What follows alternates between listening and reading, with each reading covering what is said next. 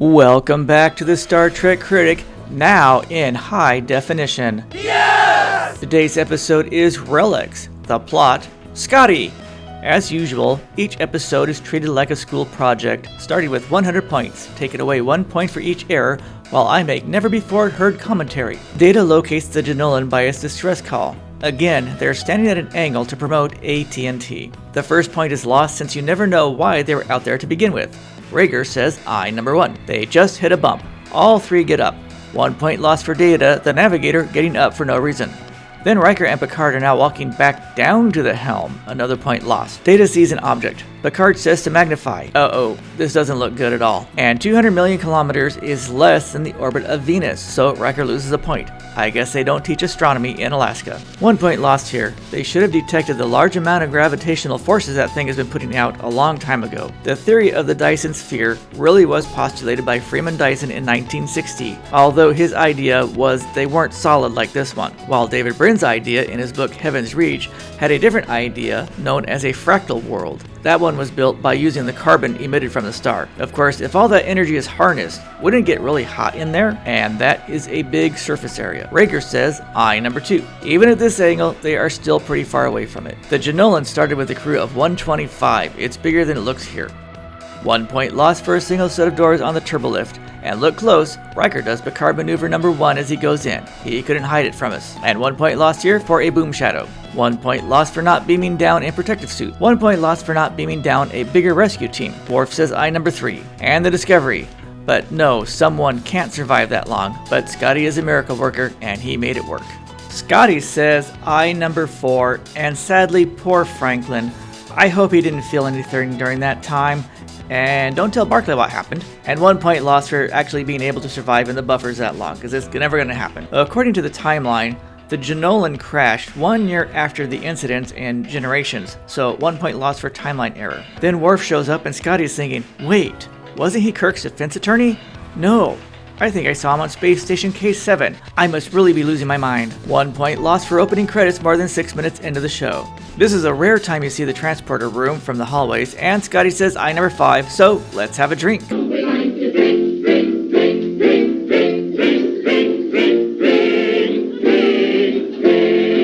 1 point lost for Geordi constantly bumping into a 147-year-old man with a broken arm. Like, ouch, that hurts. 1 point lost since no one went to recover the 123 bodies that perished in the crash.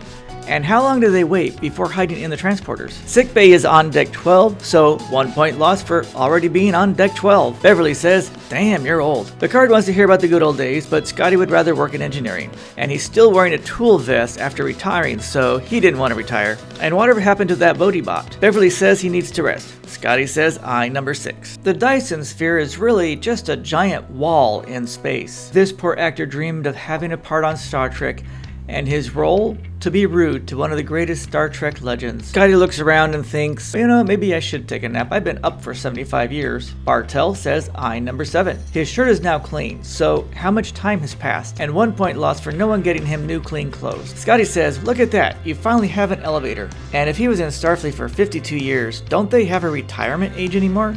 I thought the utopian future would have an early retirement. Picard says send some probes around this thing. Data says I number 8. Scotty causes a mess. Geordi imitates young Sheldon.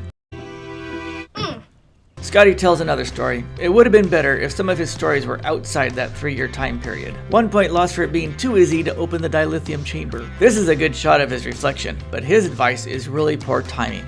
This is the fault of the captain, since there is a crew of 1,000 on the ship and he didn't assign anyone to help Scotty with temporal adjustment. That would have prevented this blow up in engineering, so minus 1 point. 1 point lost for deleting this scene with Scotty and Deanna because Deanna now has no lines, and 1 point lost for Deanna not having any lines in the show. I think this is a rare time you see an extra go through the doors at the same time as the star. Poor Scotty just wanders around the ship by himself until he found 10 forward. Deanna could have taken him there. Scotty says I number 9.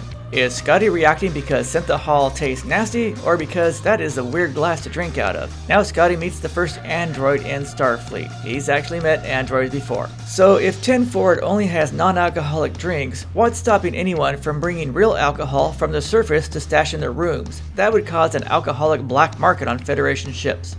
so I think it would be better if Starship bars just served real alcohol just to wipe out that black market. Then again, Worf knows how to get the good stuff out of the replicator, so no one would bother coming here for synthahol. So -1 point for continuity concerning alcohol on the ship.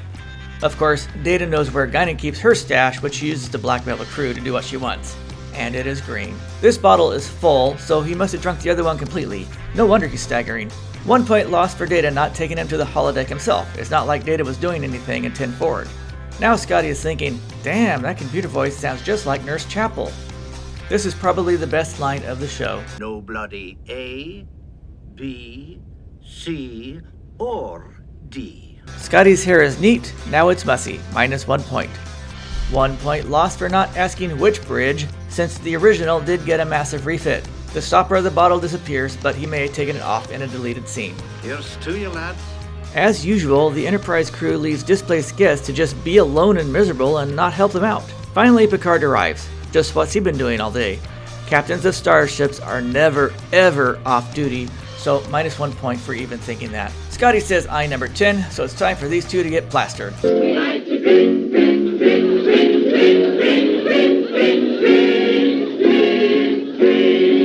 Jean-Luc says, check this out, it's called the Picard maneuver.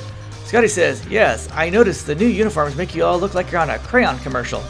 Then Scotty says, you know, I'm an old man and I just realized I've got 75 years of retirement checks to pick up. Where's your finance department? And don't tell me you don't use money anymore, because we all know that's a crock.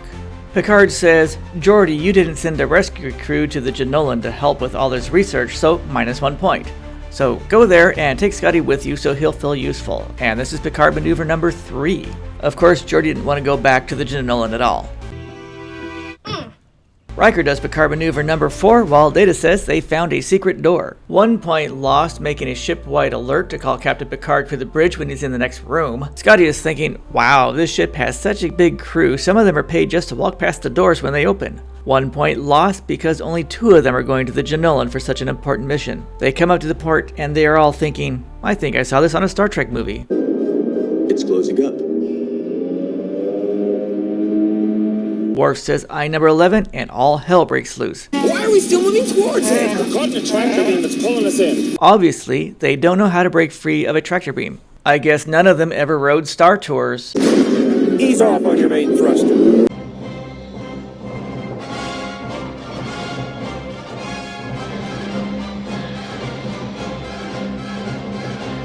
Riker is attempting to compensate. Even in a crisis, he's always concerned about his size. Shout out to the artist who created the interior of the sphere, even though you only get to see it for a split second. Riker does Picard maneuvers 5 and 6. It's time for a we're caught inside a giant ball drink.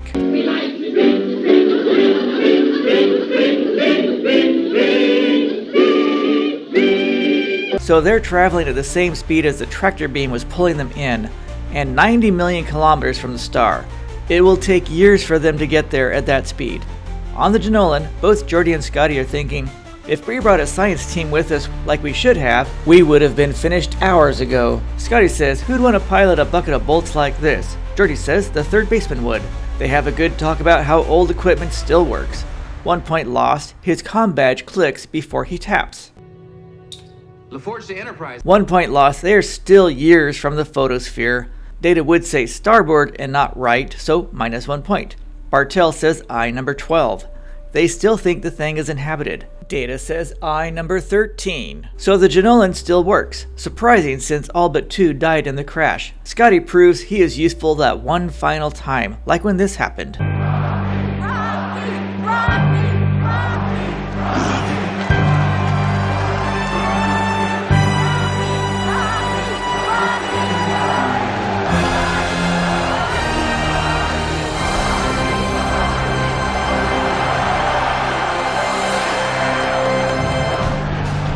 They only have basic information, but I bet that there's still life forms on a sphere this big that can tolerate the radiation. If it was designed the way Dyson originally envisioned, the excess radiation would have been able to escape and maybe they wouldn't have to abandon it. 1 point lost, how did they get a picture of this solar flare? Gotti just realized he wrote the book all the current engineers use.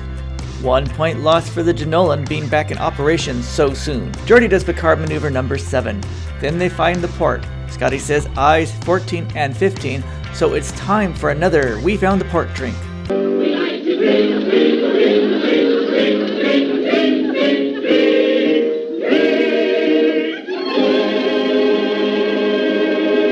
Their plan is to wedge this port open with a Janolan.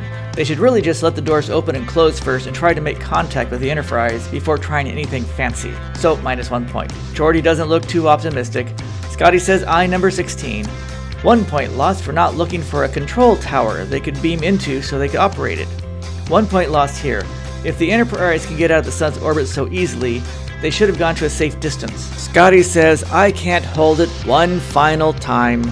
It's coming upon land. I can't do anything else. O'Brien says I-17, and -1 point for O'Brien, the transporter chief, not meeting Scotty, who was trapped in a transporter for 75 years. No wonder he left for Deep Space Nine. 1 point lost for destroying the Janolan before they tried something more practical. And this scene looks familiar. Get off! Go faster. Must go faster. Must go faster.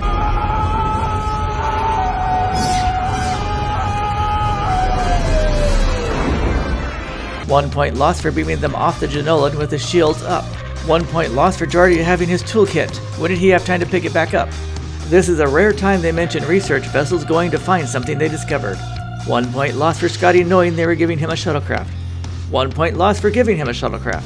The Janolan was not Scotty's ship. Picard knows he was just a passenger. 1 point lost for just kicking him off the ship out in the middle of space. He deserves better. Starfleet wants to get him off the ship before he collects that 75 years worth of retirement pay. Scotty kisses Deanna goodbye because of the deleted scene, shakes everyone else's hand except for Worf because he still can't figure out how come he saw Worf on Space Station K7. Scotty says great things to Geordi about being an engineer. They have great things to say to each other, so be sure to watch the whole thing. Scotty says eye number 18. Look closely, there is someone in the tower, you rarely see that. And the last point is lost for the shuttlecraft being parked at an angle. Seriously, stay between the lines. Eric Weiss was on Full House and Murder, She Wrote, and will be back on Deep Space Nine. Ernie Marish was the waiter. Stacey Foster was on Saved by the Bell and Night of the Living Dead. Lanai Chapman will be with us one more time. And the late James Doohan had 110 screen credits. He stormed Juno Beach on D-Day where he lost his finger, did a radio show in Toronto, was on Voyage to the Bottom of the Sea, Bewitched, and tons of cartoon voices, including 53 voices just for the animated Trek series, and will be back one final time in Generations. Relics, where you get to meet James Doohan as Scotty, a relic from Star Trek's past, as well as an abandoned Dyson sphere, gets a score of 56. Thanks for viewing. Be sure to leave comments below, click the like button, the share button, the subscribe button, and come back next week for Schisms. 1701. No bloody A, B, C, or D.